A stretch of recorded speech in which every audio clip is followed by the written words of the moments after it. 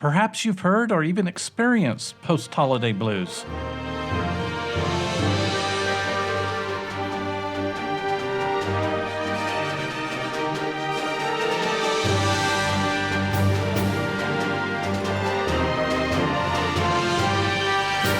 You are listening to Wealth Talks with the McPhees, Dr. Tom and John McPhee, and Michelle is here with us today. I get to call her mom. Welcome to the show. Thanks for having me.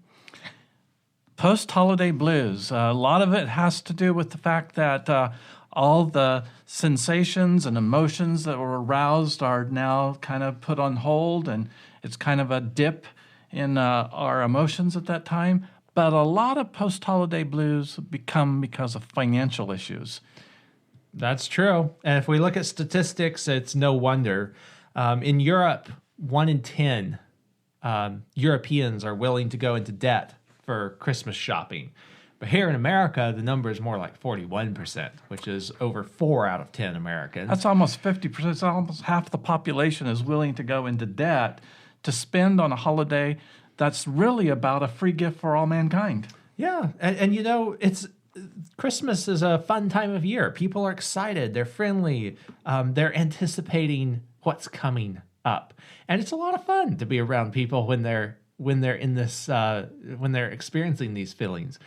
And yet we want to make sure at the same time that we're not sowing the seeds for financial stress later on. Or even for materialistic mindset. A lot of, Americans spend about $160 billion on the Christmas season. That, when we extrapolate that out, that's about $700 that parents are spending on their children's gifts. It's a big time of year for spending money.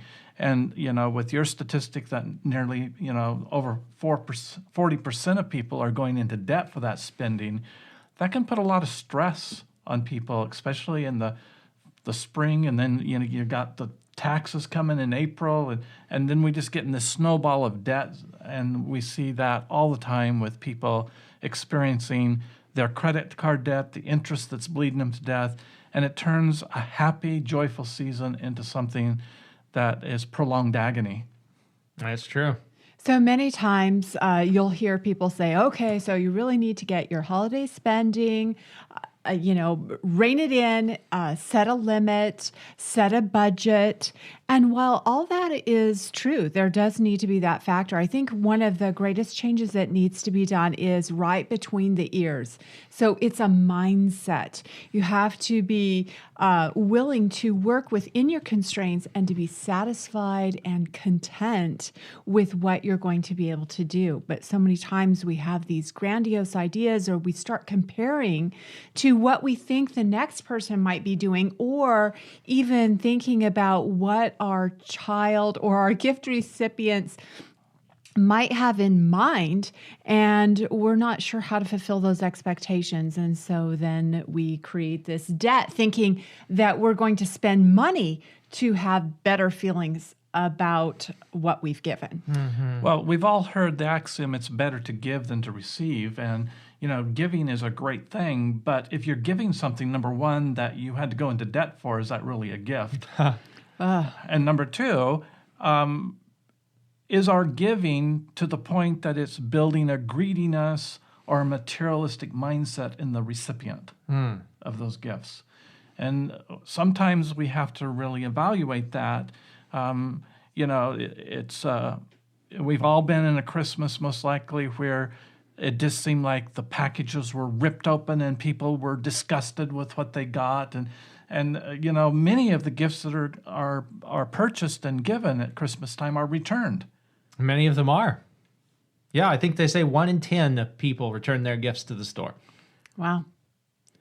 Yeah. So, as the giver of the gift, you want to give a nice gift, but having, how can you know what people really want when sometimes they don't even know what they want? So you have to have a willingness to say, I'm going to choose to give such and such, and be content with that. And sometimes it's not, so much of the gift giving is the expectations of what that gift itself is going to bring. but we need to remember that it's not necessarily the monetary value of that gift, but it can be the whole way that it's given, the experience around it, the emotions shared, the time taken to look it over and discuss it and make plans for using it or actually using it. So changing our focus, and you can't do this for everybody, but in your own family, you can certainly do this. In your own mind, you can certainly do this. Certainly.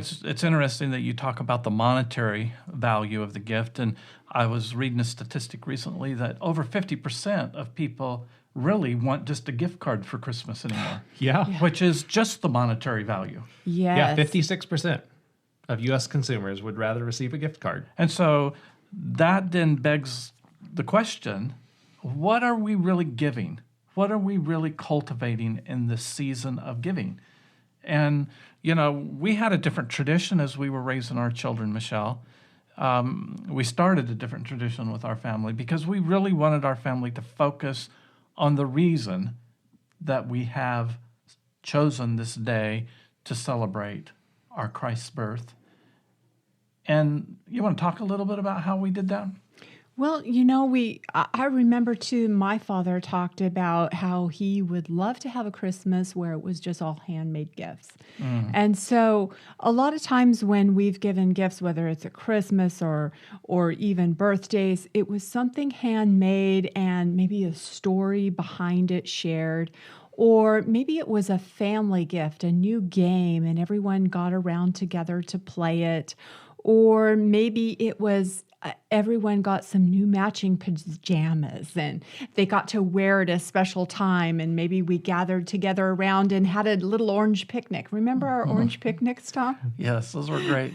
The kids would gather oranges in a bowl after their pajamas were on, and we would go sit in the living room together, and Tom would open up the oranges and one at a time and give them bites of orange, and that they named it an orange picnic.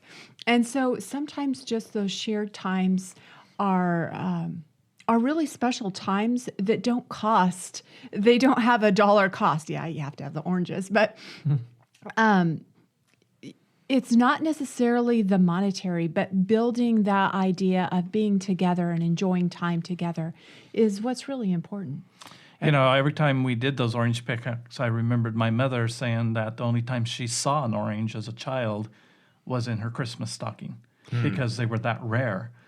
And yet it was such an honor or a privilege to be able to do those orange picnics with our kids and make it special too.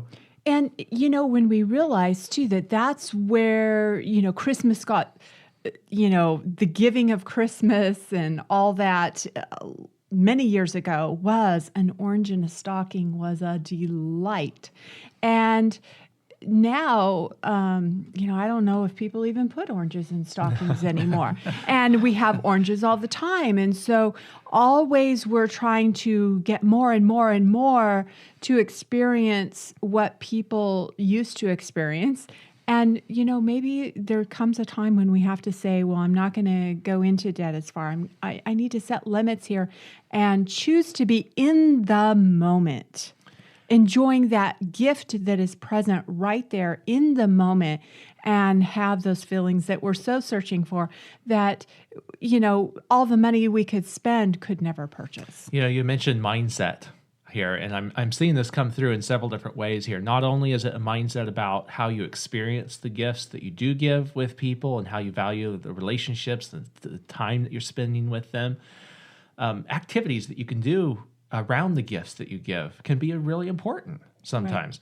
Right. And another way that mindset is important is, you mentioned earlier that a lot of people will set a budget, but that doesn't mean that they necessarily keep it.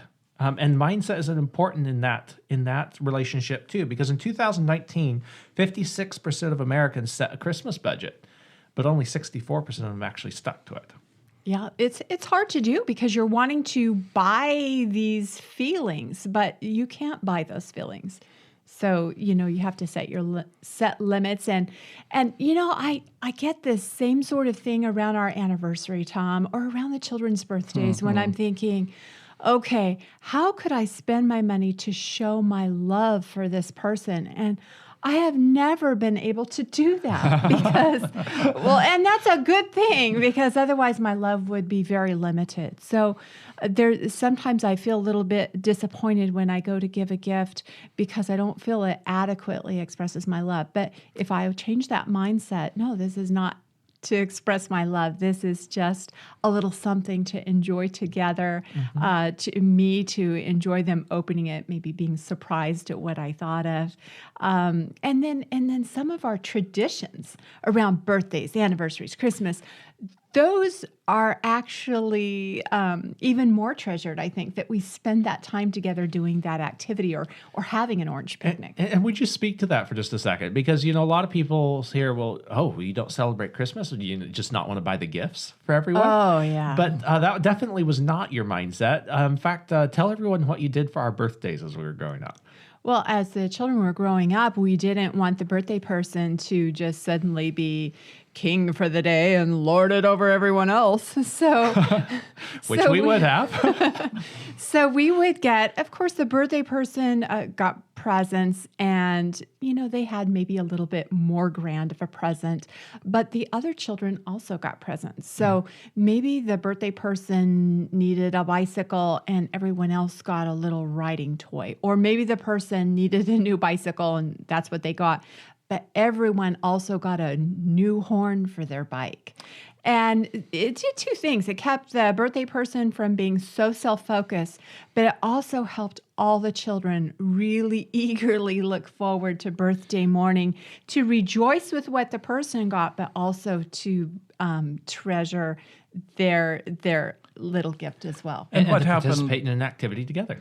Yes. Right. And what happened as time went on is that each of the children then began to make something or bring something for the birthday person or someone else on that birthday.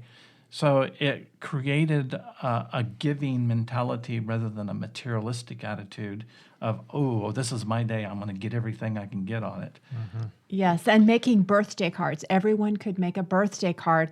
And then to just really take the time to let each birthday card be presented, read through, shared. How did you do this? Because I also got them a book on how to make greeting cards. So they were making pop-ups and different things along the way as they progressed. So there was excitement around what each person had done. And now we see all kinds of jokes going into birthday cards and, maybe all the perfume samples that come in magazines throughout the year suddenly show up for someone's birthday in, a joking way because, they didn't want that.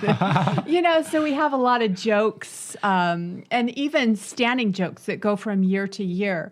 One person puts a PS to the person in the birthday card, tell so-and-so their birthday is coming next. And we see that in every card and it's fun and we laugh over it and have a good time. It's interesting to think back. I can't remember very many of my birthdays or holidays and what I got for them as an adult. No. And yet, parents, we want to give more to our kids than what we had. We want to help them. That's a natural inclination for us as parents to make our children's lives better than ours. But what could we do that would be an enduring, much more enduring and a longer giving gift is to take what we would spend on certain occasions and start directing that to something that is going to last a lifetime and build a legacy. And of course, that's what we're all about here at Life Benefits is building that legacy and making people's life much better financially. And let's just take the $700 that people are spending on their child for Christmas currently. And if they would put that money into a life insurance policy on their child once a year until the child is 21 years old, so from the time they're born to the time they're 21 years old, the child would have a cash reserve, something called cash value in their policy. They would never have to pay a premium for it. And if they would use that money as they would use a credit card and pay it off throughout their year and just borrow the cash value 3 times in their lifetime. Okay. And then pay it off like they would pay a credit card off, they would have a huge amount of money for their retirement stored up. Something like really close to $400,000, which is a about double what most people have saved for their retirement. Wow. That's It amazing. doesn't necessarily start big, but just starting small and starting soon Well, I think makes that, a difference. So for again, $14,000, turning it into a gift that is going to last a lifetime, and then once that child does graduate and pass on, they have left a legacy for the grandchildren. And this is a fulfillment of Proverbs 13:22, which is our stalwart verse in Scripture, is that a good person leaves an inheritance to their children's children. and it starts with the adult's mindset, and then we also need to help our children with this mindset, because many people are trading what they want most for what they want now. Yeah. And that also makes me think of one of our daughters the other day was saying to us, you really helped us with our mindset when we were young, because when we went to the store and outside the store, we saw the little carousel or the little ponies that, The Kmart pony. Yeah, you could put the money in and give them a little bouncy ride. Or how about as we were leaving the store, all the stuffed animals in the cage, in the glassed in cage, and you could put money in and hopefully try to get a prize. Or even in the waiting line, all the candy bars and the candies and the toys and the gadgets that are sold that the store makes about 99% on. And I remember she said to us, you taught us, you would say to us, well, did you want to ride that horse, or would you like to save your money to go on vacation? Or would you like to save the money to ride a real horse?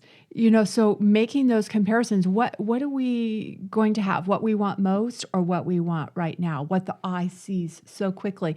We have to be ready to tell our eyes, no, we have our eyes set on a higher sight. I think that's one of the reasons why life insurance is no longer something that 80% of Americans own. It's under 40% that most households have that own life insurance. It's because they have traded what they want right now instead of what they really need down in the future. And they've looked, it's short-sighted. And that's the sign of a materialistic society. We get more and more focused on how can I have my instant gratification instead of what can I have in the future that's going to make my life more comfortable. We don't tend to think and plan long-term anymore because we have such instant gratification available to us. And again, it comes down to the mindset, like you were talking about earlier, because there's a balance between, saving everything for the future and not enjoying certainly. anything today versus spending so much on today that we don't necessarily enjoy it to the fullest extent that we could, and we lose out on what we would like most. So there is definitely a balance in that, and a materialistic culture can make it hard to find that balance sometimes. So sometimes we just need to reevaluate, what are we doing? Do we need to adjust our thinking a bit? Be satisfied with what we can do, reallocate some of our funds, maybe to look towards the future, and also to make sure that we're living in the present, enjoying the moment, and communicating our feelings for others, not just at the holidays when there's so much pressure to do this or that, but doing it throughout the year, throughout our day. How about today? What is something you can do today? Not that you can purchase, but that you can do in your mindset and your actions and the way you interact with the people that you care about. It takes courage to be different than everybody else. I remember when you were carrying one of our kids and someone said, oh, have you had an ultrasound? Do you know what you're having yet? And you said, Boy or no, girl? we're just going to let it be a surprise. And she said, don't you even care? And, Probably more than you. that can happen at Christmas time or any time that there's a holiday where everyone is, if we don't conform to what everyone else thinks. But, sometimes the contrarian is the one who laughs last. And I would say most often the contrarian is the one who laughs last. We don't have to go with the flow. We can stand up and be something different. And in doing that, we won't have the standard status quo that everybody is having to satisfy. And this is one way we can help build something for your child that's lasting, long-term, and it will pass on to the next generation as well. That's right. So this Christmas, think about what you can do to create shared experiences and relationships, deeper relationships with those that you love and care about. Sometimes that includes enjoying gifts and enjoying a season. And sometimes it includes things that that you think about a little bit more deeply and plan for, whether that's a shared family activity or whether it's planning for a future asset, like we can help you with here at Life Benefits. And if you're listening to this podcast after Christmas, then you probably have birthdays and other holidays coming up throughout this next year that you can start thinking about this and practicing so that you'll be ready for next Christmas as well. There we go. So you are listening to Wealth Talks with the McPhees. Merry Christmas and Happy New Year. Have a wonderful week.